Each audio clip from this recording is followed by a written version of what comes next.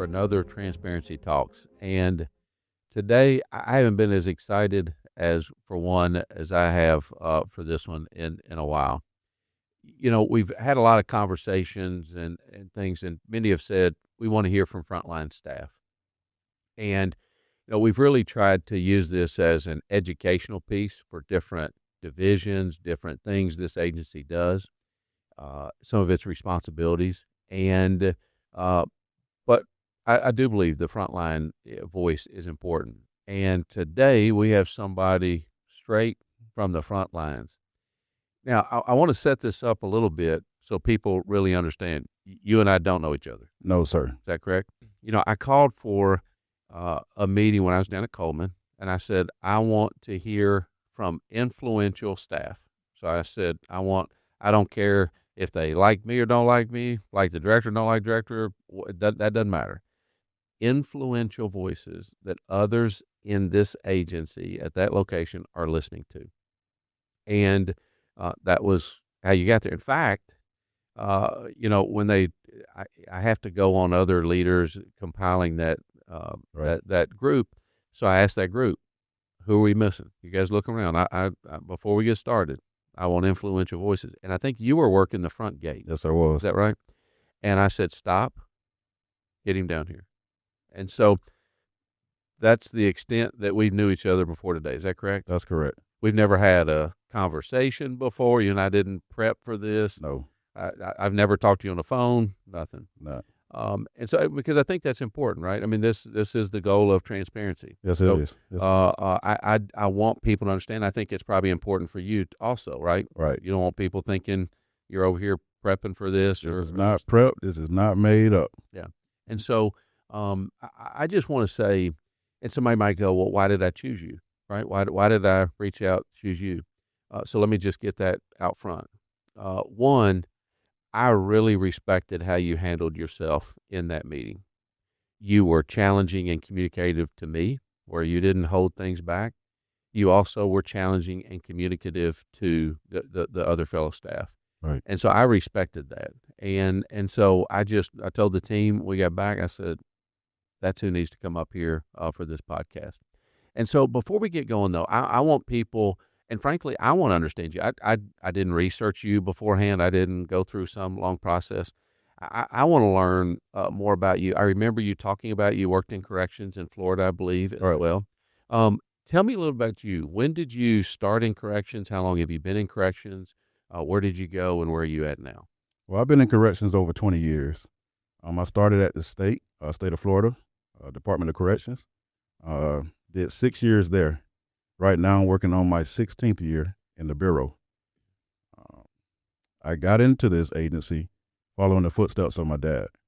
My dad worked at the state. He did 19 years before his untimely passing. I used that as motivation. I saw the man that my father was, and I try to hold that standard. I want the name to mean something. When you say my name, when you say my family's name, it has to mean something. It's creating a legacy.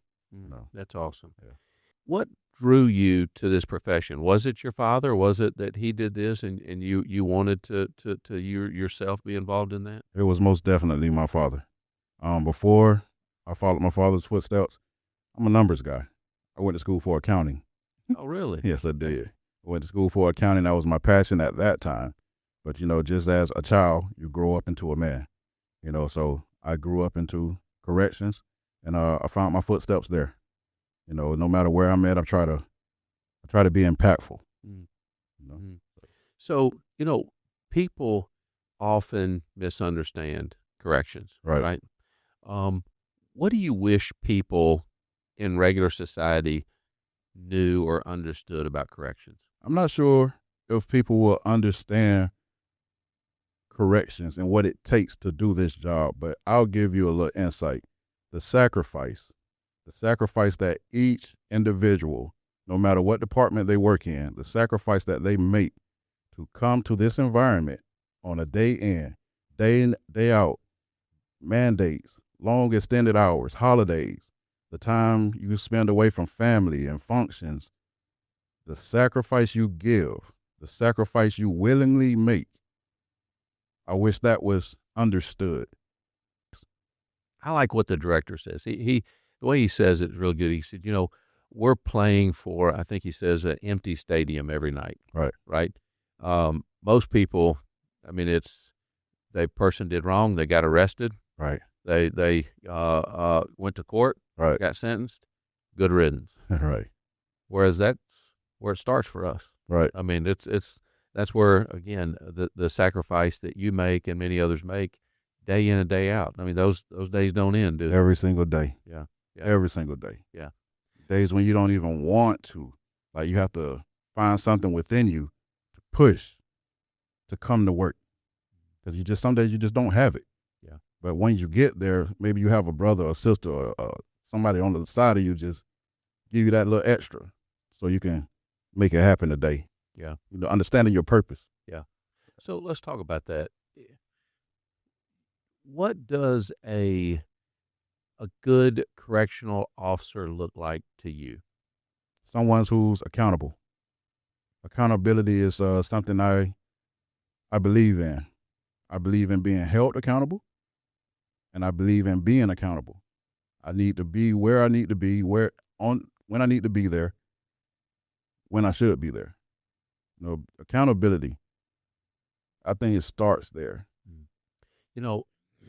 When I was there at Coleman, one of the things that I did when I met with you guys, I asked, I always fill up my book with the questions of the things that we can do at this level. Right. And, but then there's things that we don't have influence in. Right. As we were talking, one of the things that I appreciated is you stood up and basically addressed your fellow, team members. Right. Talking about the local culture there and those things. Why did you stand up? Why were you so passionate about it? And I mean, just tell me what was behind that. Well, the passion comes from inside me. Being someone that I know my fellows, coworkers respect, I take everything into account. That passion that I speak with, it may sometimes sound like frustration, but when I look around that room, when I look around the environment, like, I embrace all the pain. I embrace everything that we endure on a day in, day out, and I reflect it back. It's important because this is where we work. This is home for us. Like, I believe higher up supervisors, they can do some things as far as changing the culture. But at the end of the day, if we hold ourselves accountable, we can change. We have the power, the ability, and the authority to change that culture. And it starts with being accountable. If I'm working with you, you can hold me accountable. Hey, I'm finna go do this round. I got the top, you got the bottom. Okay, let's go. Like, we can, being on time, simple things like being on time to work. If I'm supposed to be here at 8, it's important to your staff member what time they leave. We all know what time we got to be there, but what time we're able to leave. So if you coming in 15 minutes early, you don't know what that just did for that person. Just being accountable. We could change this culture. I really do believe we could change this culture. I think it has to start with the individual person from the bottom all the way to the top. I think that energy needs to be felt throughout this agency. I really do. Well, I'm going to tell you, as you talked, I believe the room was moved. I believe the room was moved. Look, there's plenty of things that we can do as leaders, right? There's things that you can't do. You can't change policy. Right. You can't dictate certain things. You don't get to choose who the leaders are. Right. Those are the things that we're held accountable for. And we're working on doing a better job at that. Right. But what I appreciate about you is you knew that you have to own that culture. Creating a place that people want to work. Right. Creating a place that people enjoy work, not just stuck doing their time. I tell people, as I've traveled now the country, 60-something facilities, we've got certain pockets of places that are really happy. That you can see there's joy, there's things there. And then we got other pockets that are just miserable. Same job, right? Same work, but just that difficult, tough culture. And I say I feel like they're counting their days down to when they can leave, probably more than the inmates that are in there. Right. And you stood up and changed that. How are the ways that you feel like that staff can take ownership, that staff can change it? What are some tangible things that you feel like, hey, we could do this and do it better? I think you have to take pride and ownership in what you do. If I don't have pride and ownership in what I do, I'm just not going to do it. I'm not going to do it. I take full accountability and responsibility every day when I show up. Like for me, I work the front entrance as of right now. I get to meet every staff member that's coming on shift. Everybody who's coming into that complex, I get to meet them. So I take on the responsibility that I don't know what you're going to face when you get in there, but while you're in my presence, I'm going to try to uplift you any way that I can. Now, nobody told me to do that. I took it upon myself. I'm not breaking any rules, but I'm going to try to, this energy that I have, I'm trying to push it on you so you can go in there and do whatever and face whatever you have to face for that day. I like to meet every staff member. And if I was in a supervisory position like higher up, the first face you're going to see is me. I want to set the tempo every day. I stand outside for 2 hours from 6 a.m. to 8 a.m. I don't go inside. I stand outside and meet everyone from 6 to 8. I would do the same thing if I was leadership. I'm going to set this tempo. I'm not looking for you to set the tempo here. That's going to be done with me. I mean, the ownership of that matters. I want to get to some things again. You and I haven't talked before this, and I want to make sure that you have a voice. I mean, first I wanted to just thank you for coming up here. Thank you. Look, anybody, I appreciate any staff willing to come up here, be on film, because you know you're going to take the shots. You know you're going to, your Facebook warriors. All your, you're going to have the haters, all that stuff. That's going to be part. But I can tell you care enough, just like I do. You're not gonna. It's just part of it. Doesn't bother me. Yeah, and so, but I want to give you a voice to us. I really do. So, what do you feel like that the frontline staff need the most from us as leadership right now? I think frontline staff need to feel appreciated versus tolerated. I think it's a very big difference, and I say that from listening to them. This is not me speaking. I'm speaking in representation of them. I think a lot of frontline staff feel like they're being tolerated but not appreciated. I believe change is here. And I know just from study that people don't always like change. They like things to stay the same because it's familiar. But when leadership comes, change is coming as well. And something like you said, a change is not something you can always stop, but you have to adjust. You have to be adjustable in this career. I've been in over 20 years, and I've had to adjust numerous times. And anyone who's coming in, they have to adjust as well. But as far as the frontline staff, just to be able to feel appreciated versus tolerated, that'll go a long way. I think that affects, it's like a small link in a chain that connects to everything, connects to morale, connects to going that extra mile, doing that extra shift. It all connects. Like, just to feel like I'm important here. I'm somebody here. Our working conditions, which I know you all are well aware of and been doing a great job in implementing change on that. But far as us locally, far as to the supervisors like lieutenants, like, you're the direct connect to the new staff coming in. So how you treat them, how you speak to them, how we gel with each other, that's the first step. It only goes up from there. But the like lieutenant area, that's your front line. Any new staff coming in, you're their direct. Like, this is who I see the most. You know what I mean? So having good leadership from lieutenants all the way up, that really matters. While I was there, when I met, you might have heard, I met with the lieutenants and captains of the whole complex. And I've done this now at multiple places. And just said basically, I mean, I like how you address it. I let them know you are who someone views this agency through. They don't get to see many times the captain. They don't get to see wardens. They don't get to see any of those. You have more interaction with a lieutenant than anybody. And we've got some great ones out there. But you can also tell we've got some that shouldn't be in that role. You got some that were treated pretty rough by the lieutenant that they sat under, and you can tell they're, imitating that same leadership that they've seen. So for the first time ever, I don't know if you're hearing it on the front lines, but we're removing people from those positions. I think probably unlike never before done, because we've said you have so much influence in how you treat people and what that does. Right. And so when we're talking about, again, this is what we can do more for you guys, and I do appreciate the talk about like hot dogs, hamburgers. Like we've got some people around here that we've just empowered and said, hey, do the employees club. They haven't done it in central office in a long time, or not been real active.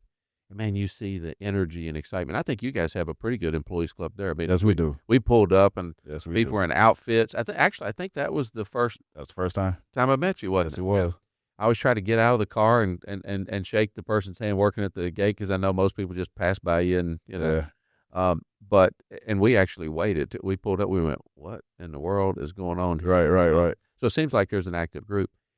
Now just being able to participate in those things and get those things going. How can we, because I can tell you, Director Marshall and I, we appreciate Frontlines. Right. In fact, as a business person, what I've said is that is the core. You're never going to be successful in business if you don't understand you appreciate the people in Frontlines. Right. And I do know that has been lacking, we'll just say, in government and definitely in this agency. Right.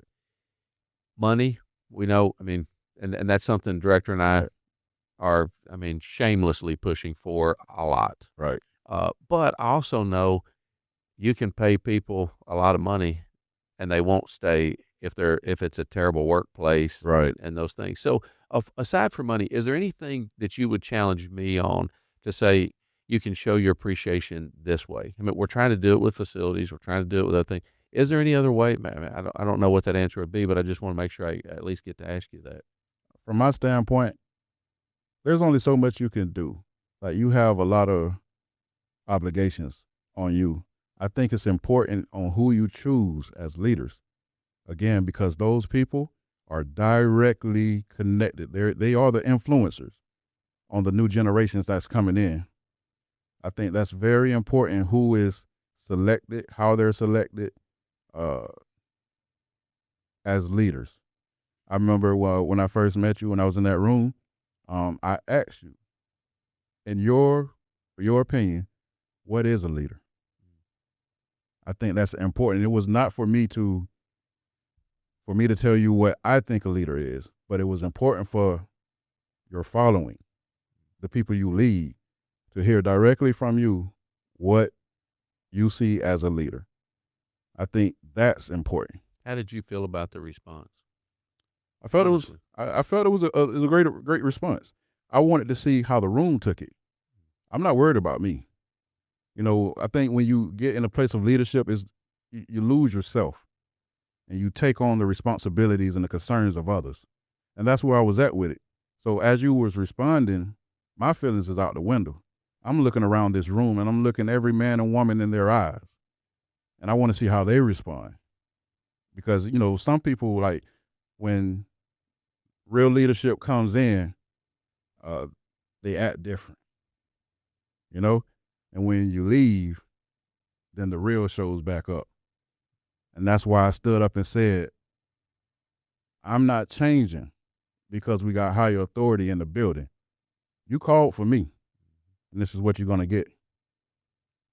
I think people should do the same. I think the information that you receive on your level is very important, but I think it's important on how you receive your information. I think you need true, genuine data. This world right now is running on data, AI, all of this stuff, but how good is it if it's getting false data? So the information that you get up to you, I think it needs to be real, genuine, true from the front line. This is what's going on. so you can make the decisions in the boardrooms that you're in. So you have the accurate data, the timely data to actually perform on your level. The challenge, it's interesting. So that you would make that challenge, because when it was announced that I was going to be the deputy director, news media and all the people, well, then it became public a few days before I was sworn in, and I got several calls from friends that work or have worked in the Bureau of Prisons or retired, and three of the people, it was almost like they talked with each other and said the same thing. It's like, whatever you do, don't get to central office and just listen to all that. Right. Get out in the field and listen to the people. And I feel like I would have done that some anyways, but their challenge, Mm-hmm. I mean, I was out in the facilities my fifth and sixth day, Friday and Saturday, I was listening. I filled up books of notes as I've got out and talked to you guys.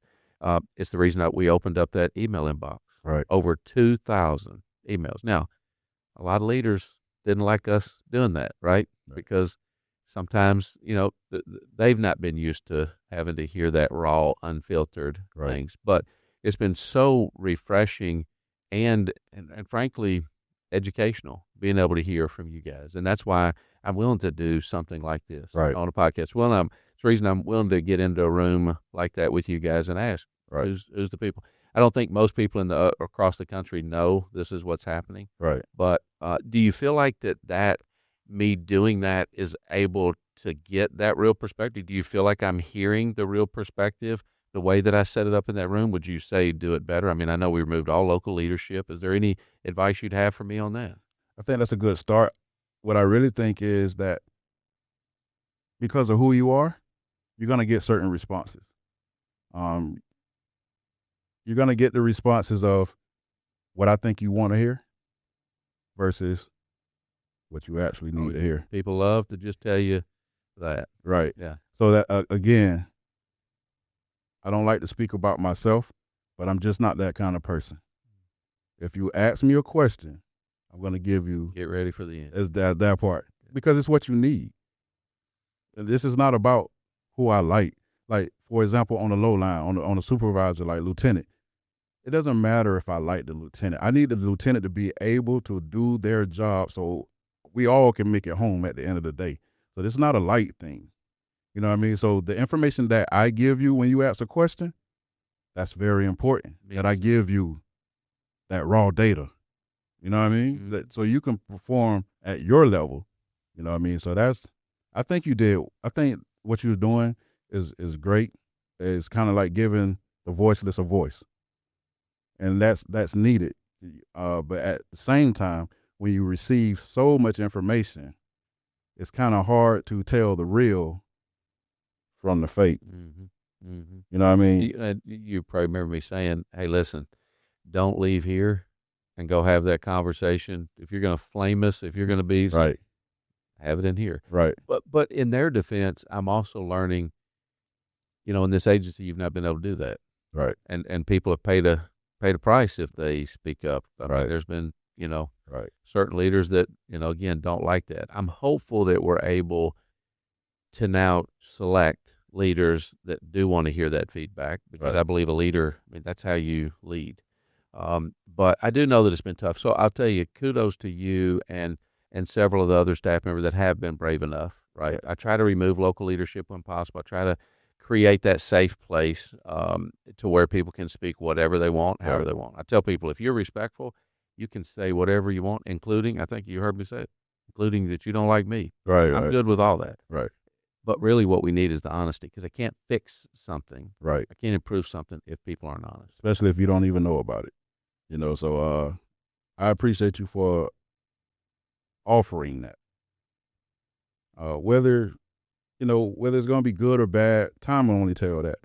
So you just need the data. You really do. I think some people want to say something, but they're afraid of what may happen to them. And when you take on leadership, whether you have a title for leadership or whether you're just a person that have influence over others, when you take on that, you have to be willing to also take on that sacrifice. If something is going to come from this, let it come to me. but you need to hear what you need to hear. And that's my assignment. Like, I'm going to tell you whatever you ask me, I'm going to tell you the true data from the front line. And whatever comes from it, if it's good or bad, I'm going to take that. I'm going to speak what you need to hear. Not what I think you want to hear and it'll make me look good. I'm not doing that. I'm not doing that. Tell me, what has been one of the most rewarding things of your career? One of the most rewarding things of my career has been the relationships I've been able to build through the years. I tell people now, I believe you can be wealthy in many ways. You can be wealthy financially, but I also believe you can be wealthy in relationships. And I think that is a lost art today, the wealth of building relationships. Again, it's not about liking. That's a feeling. It's not about liking a person. It's about building this relationship that we both can be efficient and effective in what we do. That's one of the most rewarding things through these 20 years. There are some people that I've been in contact with that I could truly call my friend away from work. Like, you can come to my house. We can go out and do this. I can go to I know your children's name. You know my children's name. And I met you at work. I mean, there's some people that you don't know my personal life. I'm not going to give you that opportunity. You know what I mean? You just got to be real with it. You know what I mean? But the wealth of building relationships matter. And it matters to me a great deal. And I believe that no matter what climate or condition we face in the world, you have to be able to find a way to be effective. No matter what the circumstances are, no matter what you are facing, find a way to be effective. What advice would you have for that young correctional officer coming in, that young Dexter coming in, that's in their first little bit, or even considering a role in corrections? What advice would you have for them? Understand that you're getting into a changing beast. This is a beast. This profession. When I first came in, I was told that this profession will change you whether you want to or not, whether you realize it or not. If you have a hobby, to do it and do it often. I was told that like my first day in IF. And I was like, what in the world? I got 6 years experience already in correction. But I'm like, what is she talking about? If you have a hobby, do it and do it often. Now I'm an older Dexter. Looking back at that moment, I understand what she was talking about. I understand totally what she was talking about. I would tell the new staff to prepare your mind, prepare your body. It takes a lot to take on this uniform, but you have to take this on proudly. Take this uniform on proudly, wear it proudly, stand upright, and understand you have a career, not a job. This can be a rewarding career if you allow it. Understand that you do have someone to your left. You have someone to your right that's dependent on you, not just your family at home, but the person to your left and your right is dependent on you to come to work and do your job. Know your job. Learn your job first. Before you can do your job, you got to learn your job. Take that book and read it. But after you get through reading, use your eyes and look around. Find someone who you believe is a good example. And then go pick that person's brain. Ask some questions. Well, how did you last so long? How did you make it 15 years? You've been at a pen for 15 years? How do you do it? What do you see when you look in a unit? What do you see when you look at a rec yard?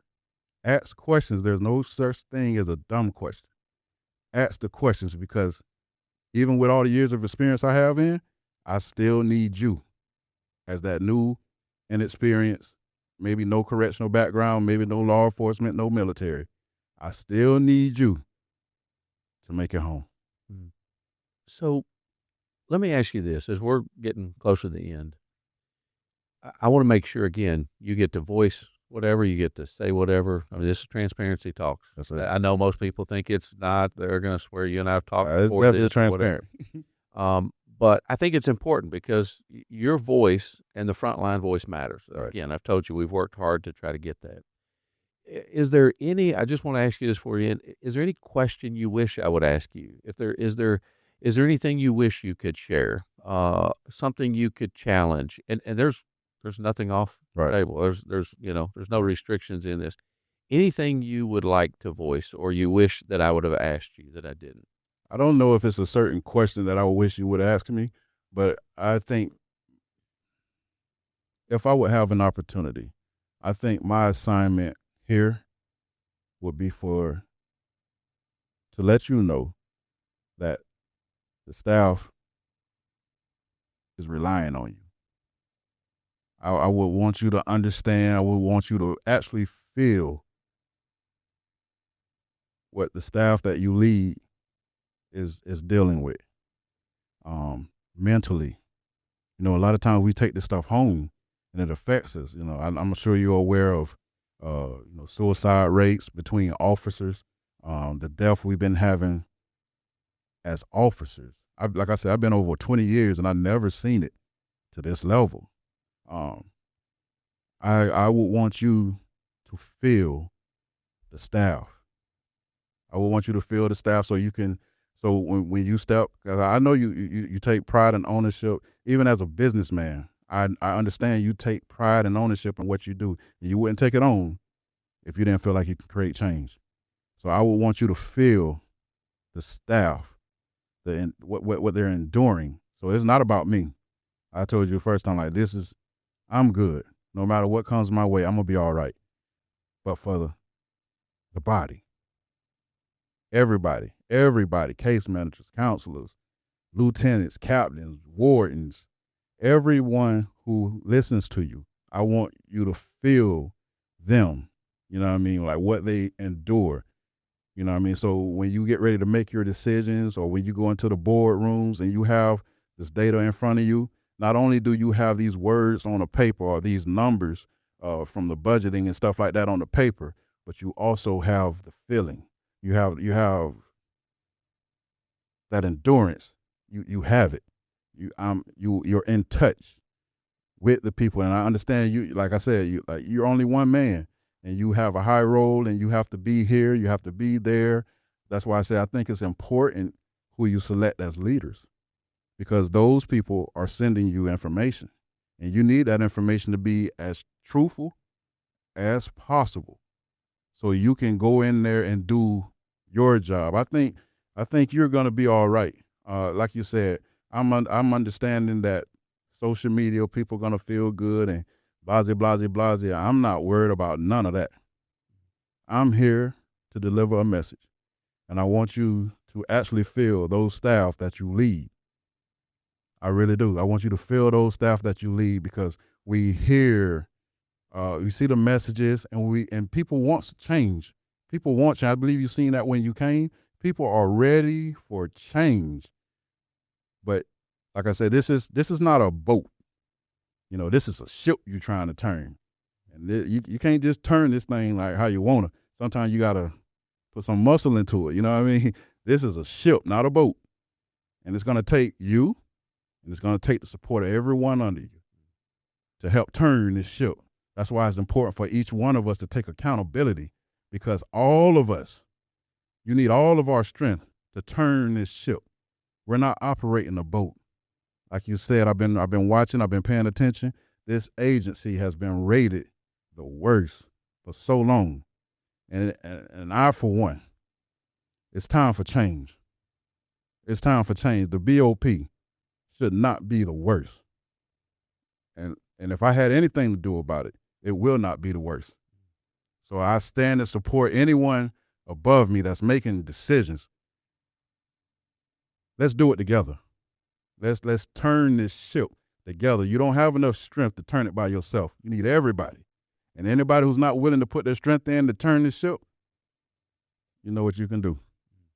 Because there's people out here risking our lives to help turn this ship. We want to be proud where we work. I tell people,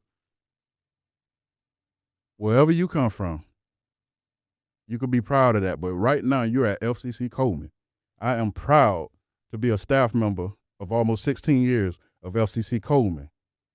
And I want everybody who comes to FCC Coleman to feel proud that you are a staff member at FCC Coleman, that you can help initiate change right there at FCC Coleman. Find something to do. Give your time. You know, something that I say as I'm out there is that Director Marshall and I are two people. Mm. All we can try to do is create the environment. We can't change it without everybody wanting to be on the same, going in the same direction. It's not going to happen. Right. I just want to tell you, I hear you. And I'll never know what it's like to do what you do or to do what the correctional officers, this agency does. My past experiences doesn't give me that ability to understand that. It's just, until you've done it, you can't know. Right. I do want you to know that as I've traveled this country, you can probably take in this entire agency the top 5 people that have visited more prisons, and I've visited more than all of them probably combined. And I'll tell you, conversations like this are very motivational to me because these are the things that we're responsible for, right? You know, I remember going in on a total surprise visit. No team, didn't take anybody. In fact, I told my team I wasn't going anywhere. And then I rolled in on a Saturday. I remember going to a complex. And I saw a staff member, as I was talking to him, I could just tell there's nothing there left. He's tired, beat down. I don't know what mandate he was on for that week. I see the emails that come in, people frustrated, missing their games because sometimes their family, because another staff member chose to call in and stay with theirs. Again, no right, wrong, just it is. Right. And so I just, for what it's worth, I want you to know it's why I'm taking so serious the rebuild of our HR. Right. To be able to get people on board and things operating and moving right. Getting the right leaders. You know, for the first time ever, we're interviewing wardens. Right. That's didn't happen. I don't know how that didn't happen before. Right. So we're at least working on those things. And I appreciate somebody like you willing to not just challenge it, but also be a part of the solution. Oh, yeah. I mean, we can all stand on the other side and just complain, but then really what can any new leaders come in and change if all you're going to do is just stand in opposition day one? I mean, there's been people that have opposed us day one, doesn't matter. Right. They don't know us. They're just going to oppose it. And so I appreciate you being the person that says, I'm going to challenge you. I'm going to give you the information you need to have, but I'm also willing to roll up my sleeves, work beside you as you're doing that stuff. So I'm going to end with this. I'm going to thank you because, again, standing up in those rooms, you are a leader around Coleman, whether your position is that way. That's or not. That's why I met with so many of you influential voices. And frankly, it's, again, people like you in this agency that inspire me to help me know, hey, we've got to get this thing right. We've got to be able to do better. We got to be able to do it well. And you're 20 years in corrections, and you can see it, you can feel it. This people don't understand that have not been around the sacrifice. If they did, if our society did understand it, they would invest more in it. Right. Congress would support it more. People would understand the sacrifice, but they don't. Okay, they don't. I tell people perspective matters. 2 people can be standing side by side looking at the exact same thing, but have 2 different perspectives on what they see. One can look at FCC, or they can look at the BOP. I'm going to take FCC out. They can look at the BOP and say, man, the BOP is messed up. Man, the BOP is this, that, and the other, all these negative things. But the person right beside them could say, BOP does have its issues, but I see opportunity. That's what I see. I tell people sometimes in the real world, some of the best business you can start is find a problem and become the solution. You know, they say you can make excuses or you can make a difference. You just can't make both. Right. And I think that, as I've said, Director Marshall and I are working hard to tell that story, but we got to have a good story to tell. Yes, sir. That's going to take all of us to be able to do it. Thank you. thanks for coming up. Thanks for being willing to, amongst all your peers, I'm sure it's going to be, you'll be the talked about conversation down there. Thanks for being willing to take the heat and other things that come with it. I think you've represented those in your profession and those in this agency extremely well. And people like you and the others that I've met down at Coleman, I'm excited. It's funny as I talk to people about my excitement about the things going down at Coleman, even agency people are going, Yeah. "What? Down at Coleman? What are you talking about?" And I'm going, "Oh no, y'all just wait. Y'all are going to see some things." And I can say that about several other places right now because we're empowering people, we're giving this voice, we're able to listen and learn and be able to put people in the right places. So, thank you for coming on. I really appreciate what you do for this agency. And I look forward to seeing how it progresses. Now we can be able to talk a little bit more. That's right. And I look forward to hearing the things that are going on down there. Thank you for this opportunity. Yes, sir. Thank you.